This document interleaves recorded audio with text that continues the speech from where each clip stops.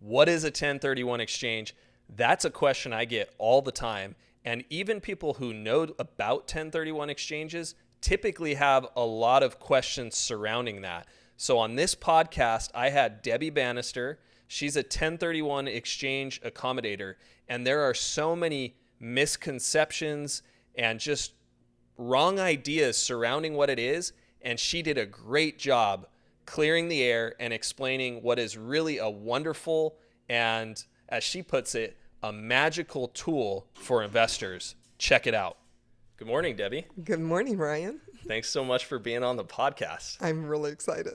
Awesome. I was just off camera. We were just talking how nice it is to be here together. We've talked on the phone for countless hours. Yes. But to have you in front of me is just awesome. It is. I'm so excited myself. It is awesome. Thank you. Yeah, you're welcome.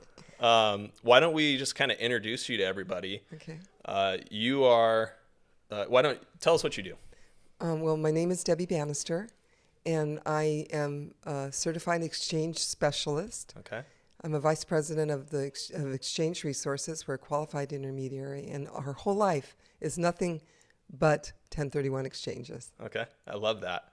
And 1031 exchange is what I'm really excited to kind of cut up and talk about today, because like when I'm out in the field and on the phone and talking to people, 1031 exchange is one of those topics that comes up, and there's a ton of questions surrounding it. I'm thrilled to be able to help today. Yeah, that's why I wanted to have you here. So let's start with the basics for people. Just a general summary of what a 1031 exchange is. A 1031 exchange is a tax shelter that really only applies to people that own investment property. Okay. So the tax code has something that they refer to as like kind. Mm-hmm. And people think that, we'll talk more about this later, but Yeah. they think that you have to sell a single family residence and buy a single family residence. Okay, so investment property, like kind, that's a question that always comes up. And tell us a little bit more about like kind and the types of things that qualify for an investment property. Okay, so like kind has nothing to do with the type of property that it is. Okay. Everything to do with that it has to be in how it's used. Mm-hmm. It needs to be investment property. Okay. So the caveat here in the code is it must be investment property, which would be i.e. rental, Okay. or property used for the productive use of a trade or a business. It could even be your business operating out of the property, and it still qualifies. Oh, nice. Because it's a productive use of a trade or a business. So when you do an exchange, you sell something and replace it with another property. So the like kind is you're selling this investment property, Yeah. and now you're going to buy more investment property. Right. And so people sometimes won't think that they can do this exchange, sell investment property and buy a primary. That's not like kind. Got it. So is it safe to say then that the rental or having that lease and showing that income is one of the things that substantiates that? It's very important criteria. Okay. So when people call me and they're talking about wanting to do an exchange, I honestly ask them, do you report this on your tax returns? Good question. Because that's the basis of being able to do this exchange. Okay. Because you have the tax history reported with the IRS on your returns. It's known on those returns this is investment property that now allows you to take advantage of this tax shelter. Got it. So one of the frequently asked questions that I get, because the term investment property, people ask, well, if I buy a condo at the beach and it's an investment for me, but I'm Right. using it for myself, does that Right. qualify? No. Okay. Can I give you the breakdown of what would make it qualify? Yeah. Because love that. IRS has a revenue procedure that they released a few years back, and they spell it out. Because before it was everybody's gut decisions if they felt it qualified or not. But now it's spelled out. So if you have an investment property, say you rent it out like Airbnb, Yeah. and you want to use it in between. Right. To keep it in the investment status, you need to rent it out minimally 2 weeks a year.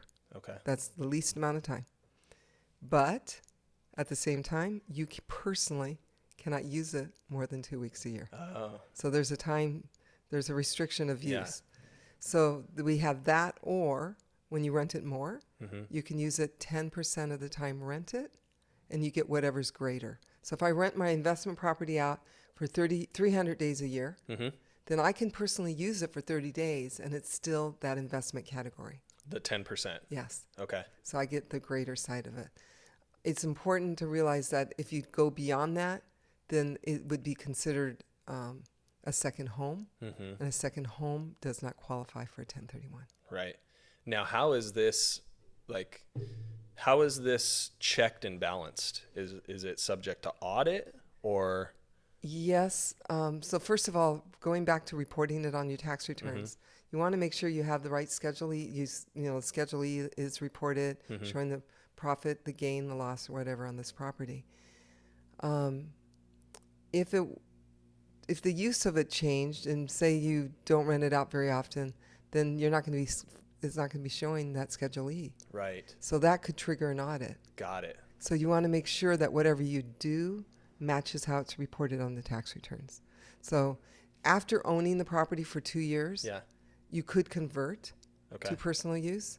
Doesn't mean you're going to get out of the taxes, but you could convert. But you don't ever want to make a conversion until it's been rented for 2 years.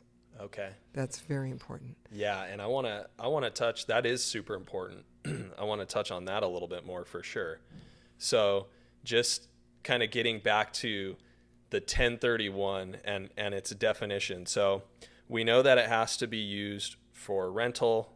We know that what was the other?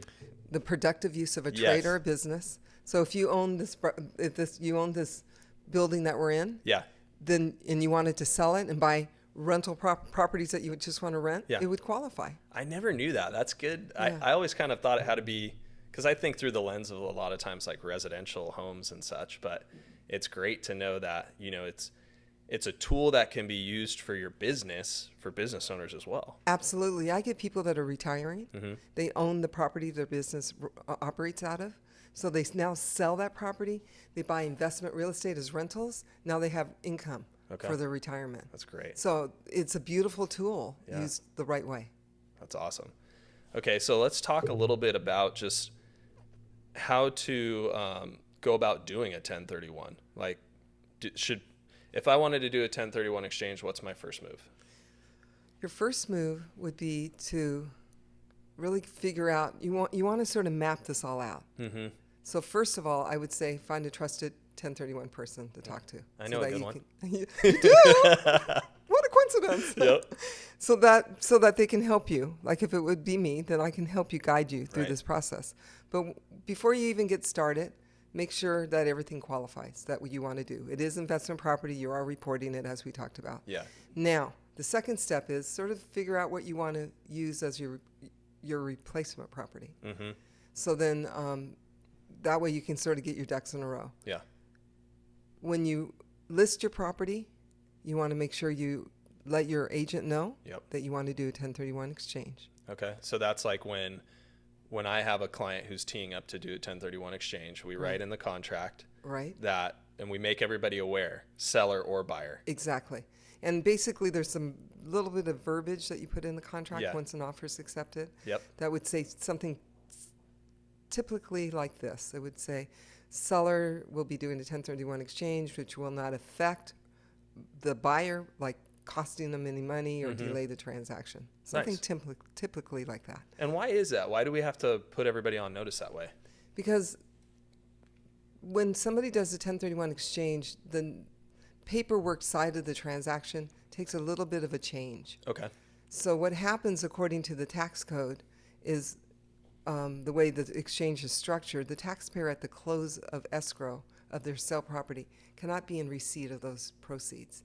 They can't be controlling them. Okay. So this is where the third party, the qualified intermediary, comes in, like us. Right.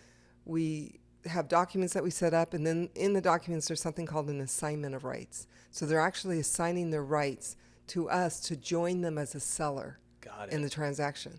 So now when the escrow closes, we'll have a segregated account over here, segregated from us as a company, clients. Their proceeds go to that account, waiting there to be spent on what they're buying. And that's all in compliance with the tax code. Nice. But to do that, since we join the seller in the transaction, now the seller's name in escrow will be, like, I'll use my company's name if it's okay. It'll say like Exchange Resources FOB, for the benefit of, that's the acronym. Okay. And then it'll be like Debbie Bannister. Yeah. And so because there's that change in the contract because of the 1031 exchange, all people need to be aware, because they're like, what's going on? I thought I was only working with Debbie. Who's Exchange Resources? Yeah. Why are they here? That's why you need to put everybody on notice. Exactly. So that they have to comply with the other side's exchange. And that they're aware of what's going on. And the fact here is that they're not going to be affected. Right. They're not affected at all, but it brings it up front, helps them understand that the other side of the transaction is doing this, and it also is a requirement by our IRS to do this, so that everything is done properly. Like escrow has to sign off on it, the buyers sign off on it, sellers sign off on it. So good. That's like a great refresher for me, even like the technicalities of it. Yeah. There's a lot that goes into it, but I will say anytime like my clients have ever done that with you, it's so smooth. You don't even notice. It's really just, I know you guys are doing a lot of work, but it doesn't affect our timetables. No. They're really for us and for the transaction isn't a lot of additional paperwork. I get agents that call me that haven't worked with me, and they're saying, my client wants to do an exchange. The buyers, are on the fence about really wanting to accept this offer. I mean, wanting to turn in an offer on this property. But I need to convince them that the exchange isn't going to complicate things. And I'm like, it's not. Yeah, you won't even know we're here. Have them call me. I'll explain it. Exactly, because there's a lot of people have misinformation. Yes. And they think it's going to take weeks. It's going to take too much time to make this all happen. It does not. Right. We can make this all happen within days. Yep. But some key points I think are, like you said, having a roadmap, having a game plan ahead of time. Yes. Because I have had some clients too scramble. Yes. Oh my gosh. Yes. I forgot to put this in the exchange, or do this, and they're having a panic attack. Right. Because they're looking at paying all this capital gains because they just didn't put it into a 1031 exchange. Exactly. And so talk about the timelines when we want to do it. Okay, so this is really important when it comes to sort of having a game plan. Yeah. So if somebody wants to do a 1031 exchange, we're going to talk strategy after I explain this. Okay. When escrow closes, starts 2 clocks that IRS gives them to accomplish their exchange. Okay. Okay. So we get the second clock. I'm going to go backwards. It's a total of 180 days, which is the day after escrow closes, 180. Okay. And that's called the exchange period. And that's in that time period, the exchanger needs to buy, close escrow, and be done by that 180th day. Okay, so they need to close. Closed. Got it. And it's a long time frame, 6 months basically. Do people need that? No, not necessarily. But it's for those that are buying maybe new construction, that the house has to be finished by that 180th day, or multiple properties they're dealing with, right, all in an exchange. So it gives them time to get all that done. With that being said, the first clock is the hard one. From the day after escrow closes, it's the first 45 days of that 180. And so they only have 45 days to identify what they will be closing on. Got it. So what happens is they actually write on a form that we provide them. They turn it into us. And that sheet will have basically up to 3 properties that they could buy in this using this particular rule. And then let's say we're day 50 now. Yeah. They turn it in by the 45th day. Now we're day 50. If something happens and they cannot buy what's on that sheet, their exchange is disqualified. Wow. So it's real important to start over here to figure out what you're going to want to do. Yeah. Have it scope of the area that you want to focus on, where you want to buy, whatever it may be, out of state, in state, in the area. But get it all figured out before we start this time clock. Yes. And strategy would be for you, and I'm not saying this is essential, I'm just giving out what's helpful. Yeah. If by any chance you can negotiate maybe a little longer escrow period, instead of say 30 days, 45. Right. Because what'll happen is you're buying your client time while they're in escrow to start looking for that replacement property and maybe get an offer accepted, and they can get inspections done, make sure everything's fine, take away all the ifs. Yeah. If things that would make it fall apart. That's a good trick. So buy the clients a little bit of time on, let's call it property A, Yes. or the, Relinquished property. okay, there we go. So buy a little bit of time while that one's still in escrow, by, say, instead of 30 days, getting a 40-day escrow or Yeah, a 45. exactly. And that will help with the identification Yes. of those other up to 3 properties. Right. There's two identification rules, but I'm going to focus on the first one. Okay. That gives you up to 3 properties. Okay. And it doesn't matter value. You just want to buy. We're going to talk about value in a few minutes. Okay. But you have up to 3 properties. So take away the ifs. Yeah. Get out all the questions out of there. So that way, when they don't need to turn in their ID sheet till even the 45th day. Okay. But we're way over here presenting offers, getting things accepted, getting inspections done. So now you're getting it narrowed down to what is going to work Mm-hmm. and what you feel pretty confident will close. Yeah. So then if they can close inside the 45 days, Mm-hmm. guess what? That's the perfect exchange Nice. because you took all the risk away. Yeah. You closed. Right. You're done. Right. Yeah, because if you sell the relinquished property, is that also the down leg? That's the down leg. If you sell the down leg property, property A, Yes. you close escrow. Yes. That time clock starts ticking At the day after escrow at closes. the day after escrow closes. And let's say, okay, cool. It took me 30 days or something to get into escrow Right. on the next property that I'm really happy about, that I want to exchange into. Right. But while I'm in escrow on that property, I find something I don't like in the inspection, Right. and I can't close. But I cancel after 45 days. I have to go back to one of those other properties I identified, and if Right. they're not around, which a lot of times in a competitive not. market they're not, you're left with nothing. Exactly. So start before the clock starts ticking. Got it. Start before. Yes. And maybe get a little, it just matters. You use your escrow periods Yeah. to help compensate. So maybe you start a little early so you can need a little longer escrow on what you're buying so you can get the sale closed. Yeah. But a lot of times it doesn't, things all come together and you don't. But it just matters how early you start looking Mm-hmm. for that replacement property. Yeah. And it might be good here too to talk about kind of like the consequence, or which is really the purpose of this exchange, is to protect from having to pay capital gains, right? Right. So the concept behind the exchange Mm-hmm. is that it allows you to use all your gain to buy more property instead of what's left over after paying taxes. Yes. And for some people, that taxable event is huge. Right. So What kind of percentages are we talking about? Okay, so we're talking federal, 15%. Mm-hmm. It could go as high as 20% depending on income. Okay. Then we have state of California is 12.3. But again, it could be as high as 13.3. Got it. That's It's based on your income. Yeah, and certain corporations and things like that. Got it. But the highest California would ever be would be 13.3. Okay. Most So- people, it's 12.3. 15 to 20 on the federal side, 12 and change to 13.3 on the Yeah, state side. Exactly. Okay. So that's state and federal capital gains. Then there's another tax that's not a capital gains. It's called recapturing the depreciation. So if you've had a rental property for 10 years, Yeah. it's not an election to depreciate. You have to if you have investment property. So for a single family residence, there's a depreciation schedule that goes 27 and a half years Mm-hmm. for a single family. Mm-hmm. So what'll happen is, say they had this rental property for 10 years. That depreciation is a tax benefit that the taxpayer gets every year, Got it. whatever it may be. Mm-hmm. And how it's calculated is the value of the structure, Mm-hmm. not the land. Okay. It's So like divided. when you look on a tax bill, you see the land Exactly. and the structure. And the structure. Value the structure. Got it. Then that value is divided into 27 and a half years, Mm-hmm. and that's the tax benefit every year the investor gets. Okay. So that's As that's a write-off. A write-off. Okay. That depreciation.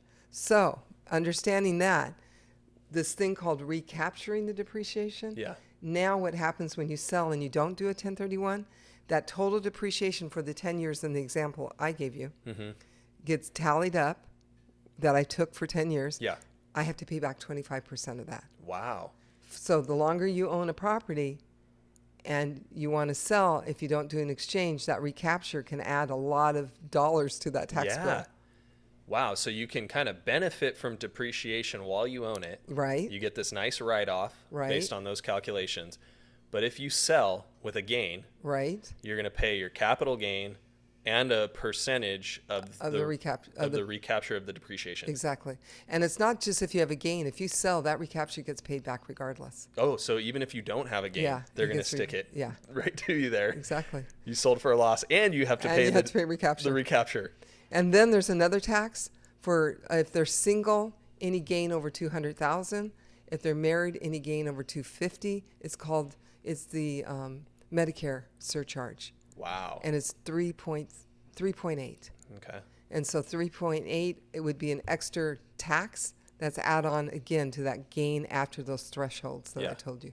So I think the lesson here, or the takeaway, is the 1031 exchange is incredibly important and a valuable tool to know how to utilize. Exactly. I've had clients for 23 years that I've seen them build their wealth personally using the 1031. Mm-hmm. It's been amazing.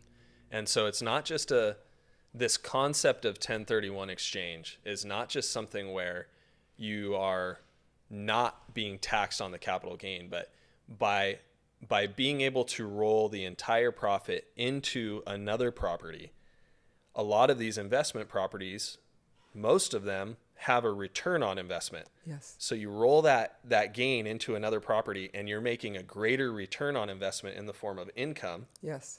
Which compounds the benefit factor of this exchange. Exactly. And another thing that compounds that is that you can take one, say you have one larger asset that you're selling, maybe for several million, whatever it may be. You can sell that and buy several properties. And now you're spreading that capital gains event into 3 different, maybe properties, 4 different properties, whatever. But then it's allowing you to take loan debts, reorganize and spread it out so that maybe you can make more of an income on properties. You know what I mean? So it can be, I just see it every day. Yeah. It can be an amazing tool, but the important thing that you brought out, it's a tax deferral. Right. It's not an escape from taxes. Yeah. So you're rolling that past tax bill into the next property. And they have a terminology in our industry they call it swap till you drop. Got it. Because then your heirs can inherit it, and then if it's done right, they get a stepped up in basis, and they don't pay taxes if they sell those properties. Wow. So it's just how working with the right people to give them the right information so they can make that strategy for them in their life. Yeah. There are so many intricacies of this. Very much. And it's really important. Like, it's exciting stuff. I know we're talking about like some really like rich dialogue here and technical stuff, but man, it's valuable. It is valuable. I was yesterday, I was with a buyer. I have a triplex that's listed in San Clemente. And I was with this buyer, and he was looking at the property. He's like, man, I really, really like this place. He didn't have, not because he was procrastinating or anything, but he didn't have like that strategy laid out yet. I think he didn't expect to like this property as much. Exactly. Which happens a lot. Which happens all the time. So he said, I have a property that I want to sell and exchange. Okay. But I don't have time to sell it and get this property because you're probably going to sell this property in the next couple days. I have an offer on it. And so I was like, yeah, you're right. And so I said, you need to talk to Debbie because there's something called a reverse 1031 exchange. Right. So why don't you explain that a little bit? Now, a reverse is an amazing tool. It may not be for everybody. Yeah. Excuse me. It may not be for everybody because you have to have the resources to buy first. Yeah. So how it works per the tax code is if I found a property I liked and I bought it and closed it, I own it now. Mm-hmm. I own what I want to sell. I just disqualified myself from an exchange because, excuse me. Yeah, and I think when you said resources, put simply, you got to have the dough to buy first. You got to be able to do that. Yeah. So, but if I did it and I didn't have this reverse set up, now I own both properties. I just disqualified myself from doing an exchange because you can't exchange on what you own. Right. So the procedure that IRS has, they came out with this in 2000 actually. Okay. Is a revenue procedure. Is that we, as a qualified intermediary, what we do, we create a shell corporation. Typically, it's a C corp. Okay.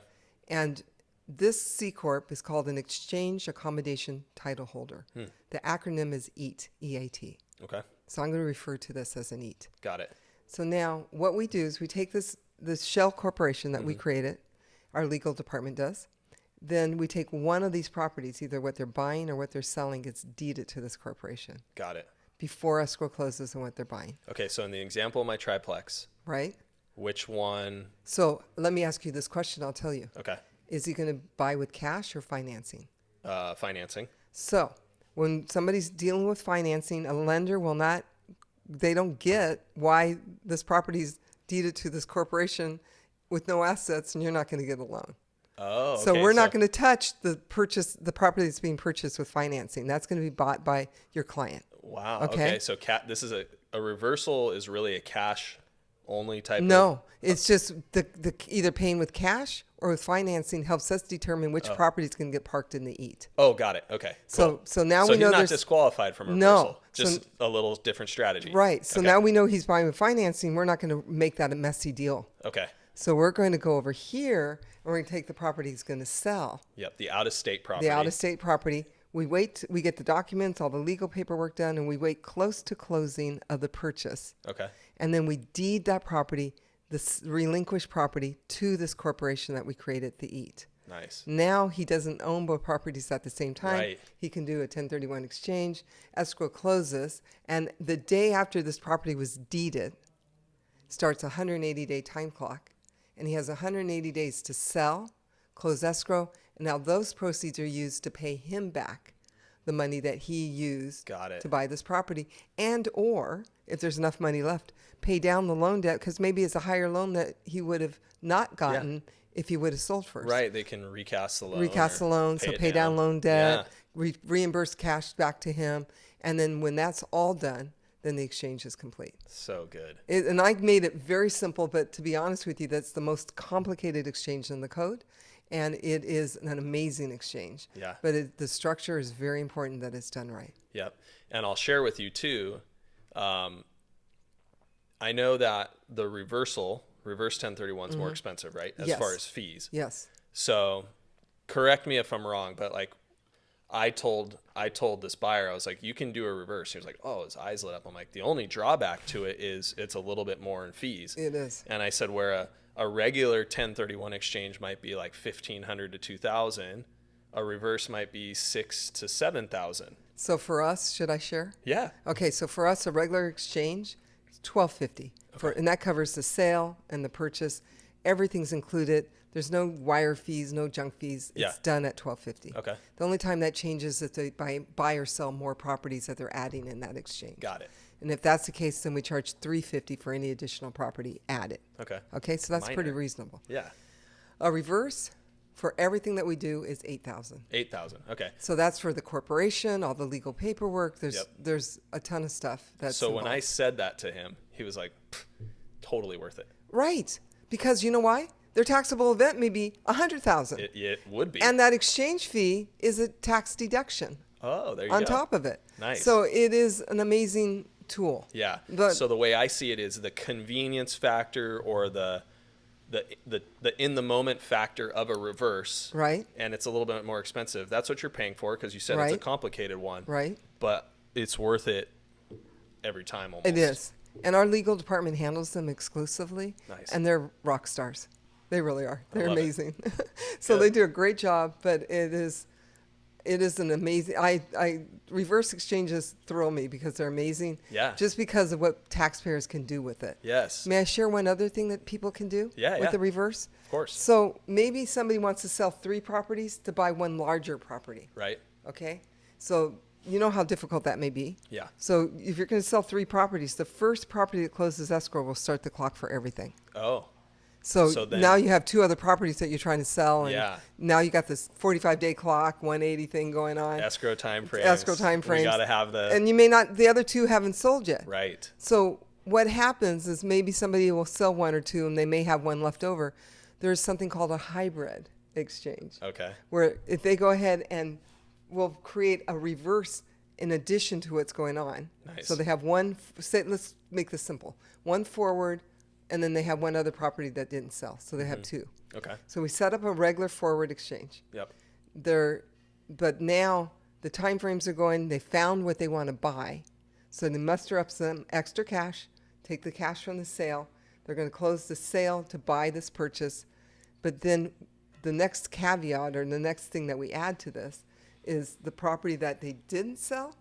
We're going to set that up as a reverse, just that property. So for that portion of the percentage of that value of money they're going to use to buy this property, that percentage we carve out and we make a reverse exchange. We park the property they're selling in the corporation, and now they have another 180 days to sell that property. And then when that sells, that money's used to reimburse them back or pay down loan debt and make everything work. The hybrid. Yes. I love that. So that's beautiful tool. It's for a lot of people who are selling more than one property. Yeah. It's like the only way they can make it succeed. Right. Because I'm thinking about it like, well, first of all, if somebody calls and say I have to sell 3 and buy 1, I'm really happy. Right. I'm like, let's do it. I love that. Let's go for it. But the first thing I'm thinking as far as, technical skill is, all right, how can we sync up these sales? Right. Because you never know how long it's going to take to sell a property. Right. It's been easier to forecast like how the market's been. Right. But as the market is kind of shifting and days on market are becoming longer, again, a little bit more traditional, that can be a big time challenge. It can be. And it's nice to know that you guys have the hybrid solution for that. Exactly. So we can do that through the process. We just need to know what's going on. Yeah. That's where you come in. You keep us updated. Right. So that we can help give a game plan to our client. Yeah. Figure out what would be the best move for them. And I can't think of how many times like I've texted your contact card and be like, you need to talk to Debbie now because she needs to get in the loop on this and advise us on what to do here. Exactly. Because some things can be simple, just easy. Yeah. In the exchange world. And then certain transactions are extremely complicated. So we just need to hear what's going on so we can address all these issues and help everybody be on the same page. Nice. So a lot of my clients have asked me, and we talked about this off camera for a second, but let me rephrase this. So you have somebody who's 1031 exchanged a property, like kind, successfully, and then they want to move into it. Okay. But they don't want to do it incorrectly. Right. So the timetables for that, how do you do that? So there's 2 things that are real important. Timetable, time frame, and motive or intent. Okay. So motive intent is very important, probably more important than time with IRS. Motive and intent. So when somebody's buying investment property and doing a 1031 exchange, at that moment in time, their intent and motive is to hold it as investment property. Right. Okay, so that's important. But to be honest with you now, the tax code has given a provision for conversion. Okay. So intent is still important, but the conversion is that they really have to, for no questions from IRS, rent it out for 2 years. Got it. Must. Not So a year and a 2 half, year- not 2 tax returns, Yeah. 2 years. Okay. Okay? Then after 2 years, they can legitimately convert to personal use. Now, without having IRS breathing down their neck. So, but what's important to understand is the exchange is a tax deferral, right? Right. So now, after 2 years, or maybe 4 years down the line, they convert it to a primary. So people think in their head, okay, we're converted to a primary. We'll get the primary residence exclusion. We're married, $500,000. Yeah. And then I won't have any taxes. Right. I'll sell it. Not necessarily. Okay. And this is why IRS is allowing people to do this conversion, what I'm going to explain to you. So what happens is if you convert it after 2 years, IRS has a rule. If you had investment property that you converted, you can't sell it in 2 years. You have to own property for a total of 5 years. Okay. First 2 years was rental, Yep. and I moved in now. So now I have to live there 3 years to even qualify for the primary residence exclusion. So Got that's it. a total of 5. So Okay. that's the first rule. The second rule is that the gain will be prorated. So let's make this easy. Yeah. Let's say I sold something and from past gain from my exchange to my current gain, I have $500,000 gain. Okay. So what my accountant's going to do is divide that gain into the years owned. Okay. So it's $100K a year because I owned it 5 years. Got it. So First- total years owned, not necessarily exchange years or Yeah. primary years, doesn't matter. No. Total years Total owned. years owned. But 5. what you're saying, now we're going to separate use. Okay. Exchange use, primary residence use. So now 500K, 100K a year. The first 2 years was rented. Right. That's disqualified use for the primary residence exclusion. So I'm going to pay taxes on 200K. Okay. The last 300 was primary residence. If I'm married, I get that covered completely under my primary residence exclusion of 500. Got it. But then we have other things hanging out there. The recapture, the depreciation. Yes. That's not covered. You have to pay for that. Okay. Okay? So it really is in that scenario too, kind of bringing the CPA into the mix. Yes. So And that you can know, like, this is what the tax you'll be paying yes. on your next Exactly. your next tax filing. And Brian, my personal advice always Yeah. is if somebody say they're retiring and they're doing this for the future, they're going to say within the next 5 years I'm retiring. So I'm going to do this exchange, have it as investment property, but somewhere down the line I may want to move into it. Yeah. So I say if you end up doing that down the line, then you never sell it and you just live there and happy as can be. You just beat the tax system. Right. Right? What did you say? The saying? Oh, swap till you drop. Yes, exactly. And so so you keep it till you drop, and you then keep it till you drop. So, if you never sell it, then you don't have to worry about that whole proration of the gain versus according to use. Wow. But I just want people to understand that when they do exchange and convert to primary, taxes don't go away. Right. Yeah, you got to almost have. You really need to have the money to pay the taxes before you look at, when you're looking at if the numbers work. Exactly. You need to really know what your exposure could be. Exactly. In that scenario. Exactly. And that's why I think the CPA, alongside with you and me, exactly, we help make all that work to see if it's feasible. And the longer you own it, the more watered down those prorations get. Yeah. So it can help. But remember, you only have a $500,000 exclusion, so anything after that you pay taxes on. Right. So that's the other side. Wow. But that's the same with any primary. Yeah. Yeah, that's so good. It's amazing. It is. And what people do, can I share another strategy? Yeah. What people do is maybe they'll sell a larger property. Maybe they have something like $2 million. That's not that big deal anymore, but for example's sake. Yeah. And they want to buy 2 properties of $1 million each. And it doesn't have to be exactly even, but in my example, I'm doing that. So one is always going to be a rental. And the next one, somewhere down the line, they want to convert it. Yeah. So now they still have the rental, but they have a property they can convert and live in later. Okay. So people do that. Oh, that's good. Yeah, Still that makes sense. Still keeps an income flow. Right. But it provides something for them in the future when they retire. Nice. Gosh, this stuff is really, like, I'm kind of like getting amped up. It's exciting. It makes you want to start like laying things out and utilizing this Right. to build a portfolio and invest. It does. So, wow. And can we talk about one more thing? Yeah. Keep it going. You're there's rolling. something called, so people say, well, what do I have to buy equal or greater to? Yes, I wanted to ask you that. In the tax code says you have to buy equal or greater to the sales property. Yep. So people in their mind, the client will think it's just the gain. So if I'm selling for $2 million, but I have $700,000 gain, they're thinking all they had to do is buy for $700,000. Right. The fact is that's not true. Okay. They have to buy equal or greater to what they sell for. Got it. The $2 million. Now they can come down a little bit. So they can deduct only commission, escrow, title, recording fees, documentary transfer fees, those one-time fees, the non-reoccurring closing costs. So let's say 6 to 7% tops. Exactly. So that could come off the top of the $2 million. So let's make up a number. Let's just say it's $100,000. I don't know. Yeah, no, that's right. At Right $2 million, that'd be right there. Yeah. Okay, so now I can take, because all my one-time fees, and we're not talking about property taxes, HOA fees. We're talking about the one-time fees, the commission, escrow, title, stuff like that. So now I'm at 1.9.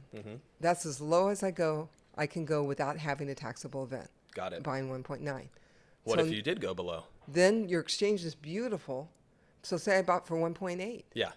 Then my exchange is beautiful. I pay taxes on 100K. Okay. That difference. And some people do that. They want to cash out a little bit. It's called a partial exchange. Okay. It's a great thing. Could be the best of both worlds. At least you're not completely disqualified. Right. And You you're just not pay a having that little bit of huge tax bill. You're just having a little tax bill for the money you want.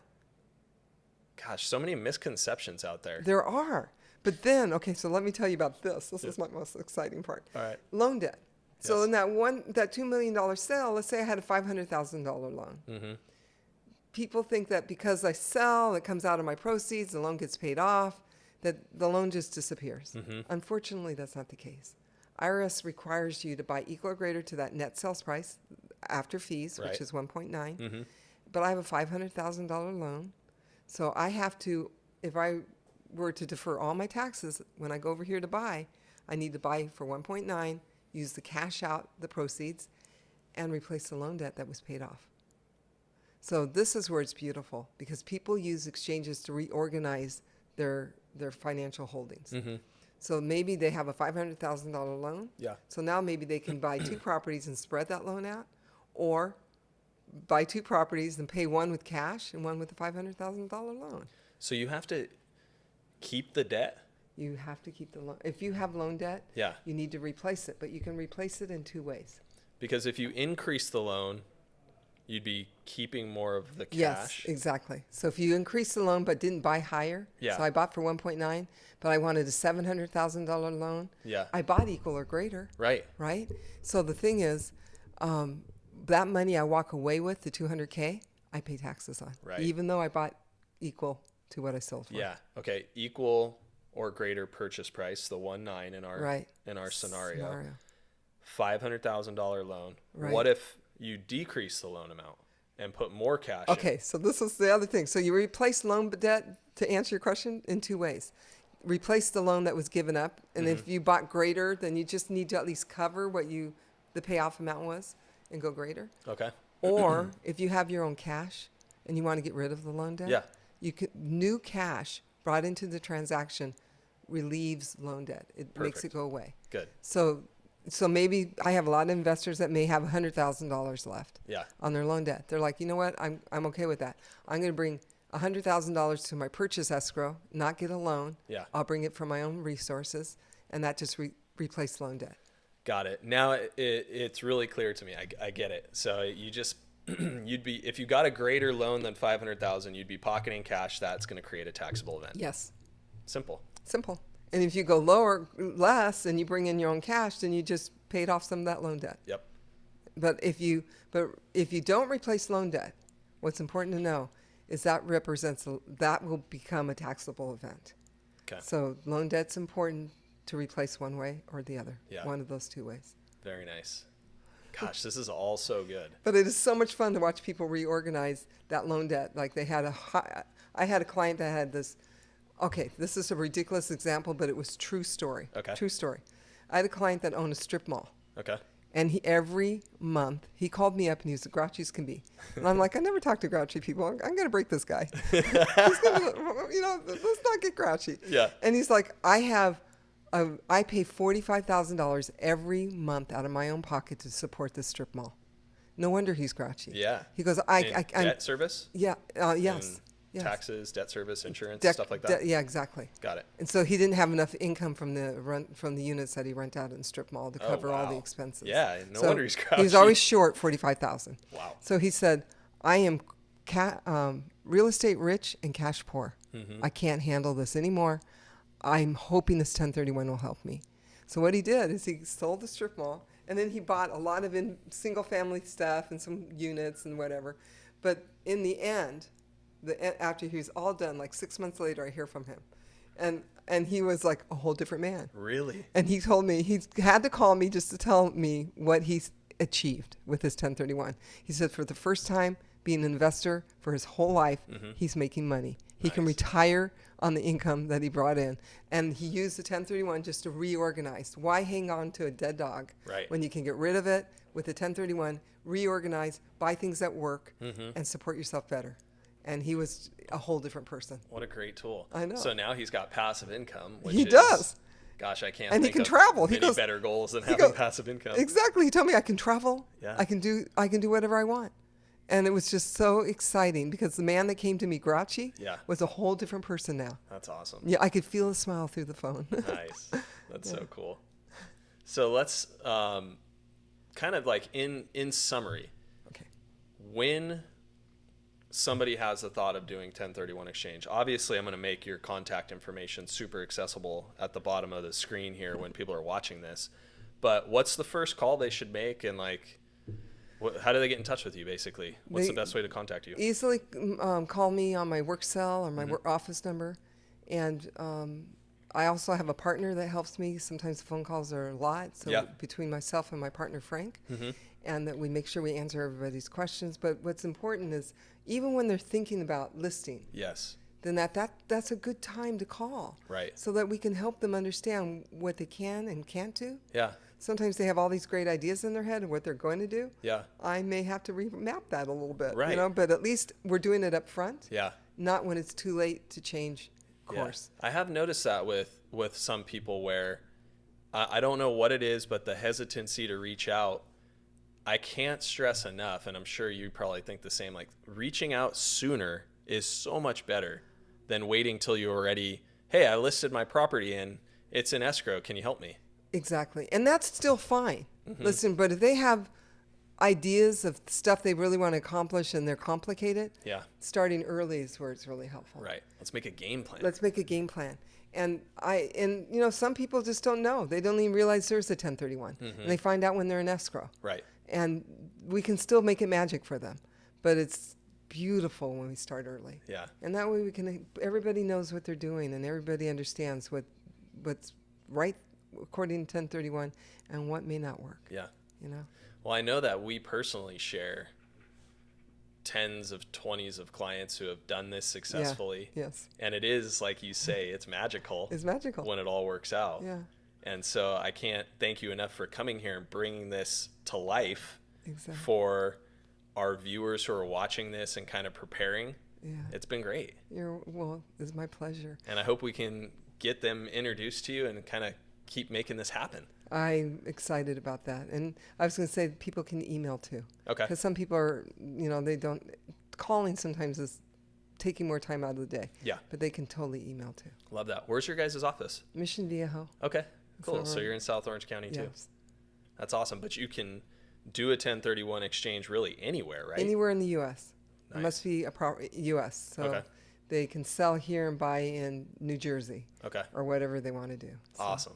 Okay. Well, thanks again, Debbie. Thank you for having me. You're welcome. Really Thank you, appreciate it. Okay. Bye-bye.